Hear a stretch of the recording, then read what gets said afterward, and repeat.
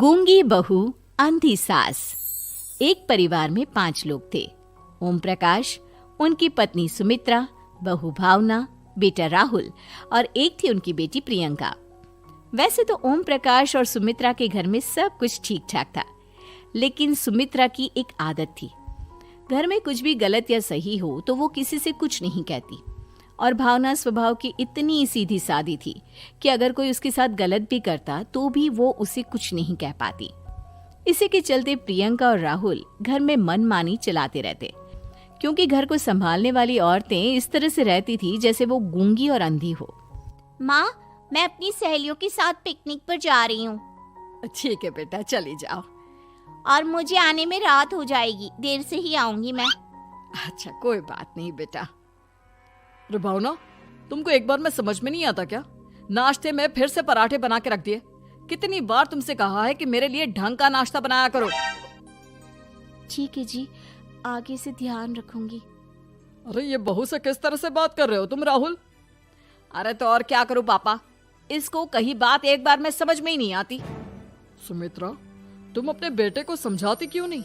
बहू से बात करने का ये क्या तरीका है? अरे जिसकी जैसी मर्जी आए करो, मुझे क्या। भावना बेटा, तुम भी तो कभी कुछ कहा करो। इस तरह क्यों सबकी बातें सुनती रहती हो?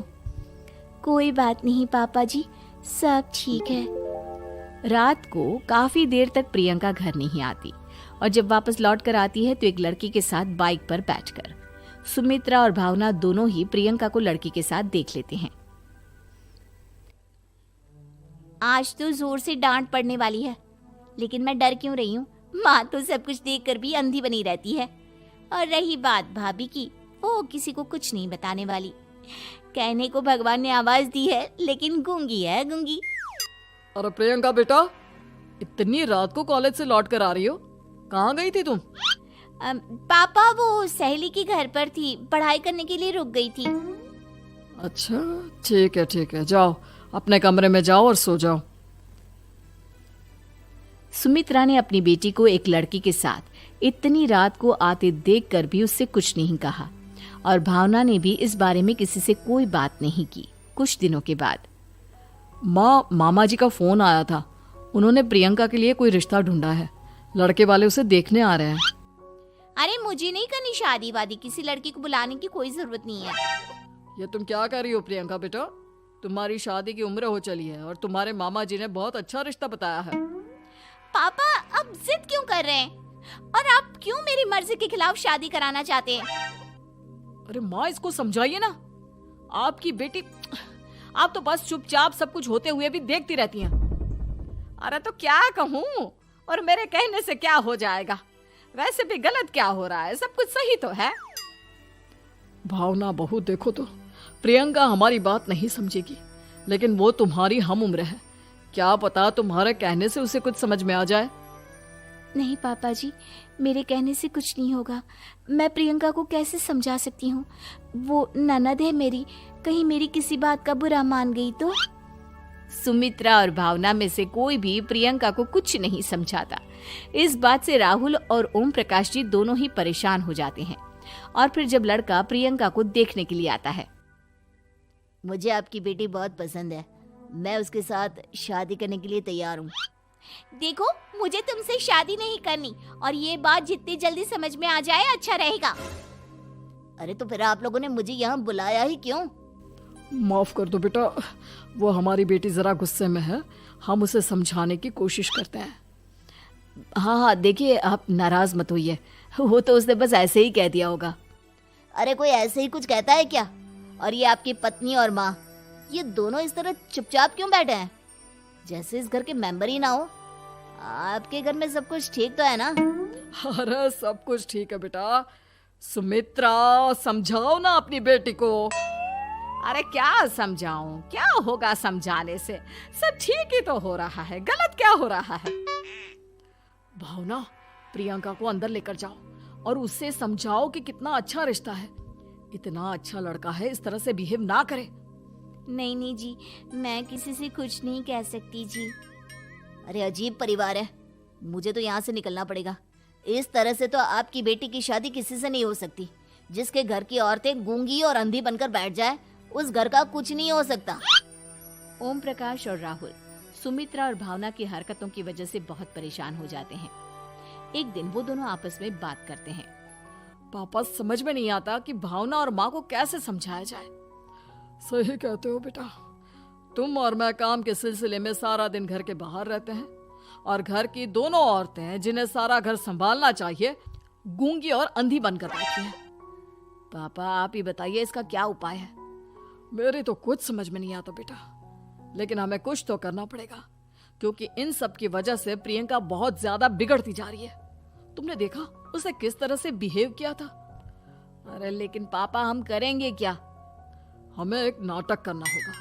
कुछ दिनों के लिए हम भी गूंगे और बहरे बन जाते हैं, उसके बाद इन दोनों औरतों को अकल आएगी। हाँ पापा, शायद आपकी बात ठीक है। हम दोनों हर बार बात को संभाल लेते हैं और इसी वजह से माँ और भावना कुछ भी करने की कोशिश ही नहीं करते। और फिर अगले दिन, भावना, नाश्ते में क्या बनाया है? जी पराठे बनाए हैं। मेरे लिए पोहा बना दो। अच्छा जी ठीक है, अभी बना देती हूँ जी। बहू, नाश्ते में क्या बनाया है? पापा जी पराठे हैं और पोहे बन रहे हैं। अरे बहू, मुझे तो उपमा खाने का मन था, मेरे लिए उपमा बना दो। ठीक है पापा जी, अभी बना देती हूँ। भाभी जल्दी से जरा मेरा कॉलेज का टिफिन तो पैक कर देना। और सुनो, मुझे ना भिंडी की सब्जी खाने का मन है। सुमित्रा चुपचाप बैठी बैठी सब कुछ देख रही थी। उसने किसी से कुछ भी नहीं कहा और ये देखकर भावना को मन ही मन गुस्सा आ रहा था, लेकिन वो किसी से कुछ नहीं कह रही थी। उसे लग रहा था कि ओम प्रकाश जी जो हमेशा उसकी साइड लेते थे वो भी आज चुपचाप बैठे हुए थे। शाम के वक्त प्रियंका अपने बहुत सारे दोस्तों को लेकर घर आती है और उधर दूसरी तरफ से राहुल भी अपने ऑफिस के दोस्तों को लेकर घर आ जाता है। प्रियंका अपने कमरे में तेज म्यूजिक चलाकर डांस करती है और राहुल अपने दोस्तों के साथ बैठकर जोर जोर से हंस रहा था। प्रियंका और राहुल मिलकर पूरे घर को अस्त व्यस्त कर देते हैं, लेकिन भावना उनसे कोई शिकायत नहीं करती और सुमित्रा जी भी चुपचाप बैठी रहती है। लेकिन भावना और सुमित्रा के अंदर का गुस्सा धीरे धीरे बढ़ रहा था। फिर रात को ओम प्रकाश और राहुल एक दूसरे से बातें करते हैं। पापा, हमने इतना कुछ किया फिर भी भावना कुछ बोलती ही नहीं और माँ भी कुछ गलत करने से किसी को रोकती ही नहीं। तुम चिंता मत करो बेटा, इन दोनों के अंदर का गुस्सा भर रहा है और बहुत जल्दी बाहर आने वाला है। अगले दिन, अरे बहू, ये कपड़े धुले हैं या गंदे हैं? पापा जी कपड़े तो मैंने धोकर ही आपकी अलमारी में रखे थे। मुझे तो साफ नहीं लग रहे, एक बार और धो देना। प्रियंका, मैं सोच रहा था कि तुम्हें उस लड़के से शादी नहीं करनी है ना, मत करो। एक काम करो, वैसे भी क्या रखा है शादी वादी में, तुम्हें जो लड़का पसंद है उसके साथ जाकर कोर्ट मैरिज कर लो। इस बार ओम प्रकाश और राहुल की बात सुनकर भावना और सुमित्रा के अंदर का गुस्सा जाग उठता है। मैं किसी से कुछ कहती नहीं जी, इसका मतलब ये है कि आप लोग मुझे परेशान करते ही रहेंगे। कल 4 बार मुझसे नाश्ता बनवाया, आज पापा जी मुझसे धुले हुए कपड़ों को बार बार धुलवा रहे हैं। अरे मैं इंसान हूँ जी, कोई मशीन नहीं हूँ। तुम दोनों ने मिलकर इस घर की कैसी हालत बना दी है और अपनी बहन को भागकर शादी करने के लिए कह रहे हो। तुम भाई हो या दुश्मन? ओम प्रकाश और राहुल जोर जोर से हंसने लगते हैं। अरे इसमें हंसने की क्या बात है? हम लोग यहाँ इतने परेशान हो रहे हैं जी, तुम लोगों को ऐसी हरकत करने के बाद भी हंसी आ रही है। ये क्या कर रहे हैं जी आप दोनों? यही तो हम चाहते थे कि सुमित्रा तुम अंधी होकर ना बैठी रहो। घर में कुछ भी गलत हो तो उसे रोकने की कोशिश करो। और भावना, तुम अपने साथ हो रहे गलत व्यवहार पर भी कभी मुंह नहीं खोलती। ये सही बात नहीं है। मैं चाहता था कि तुम्हारी भी जुबान खुले, तुम गलत बात का विरोध करो। गूंगी बहू और अंधी सास की ये जोड़ी इस घर में अब नहीं चलेगी।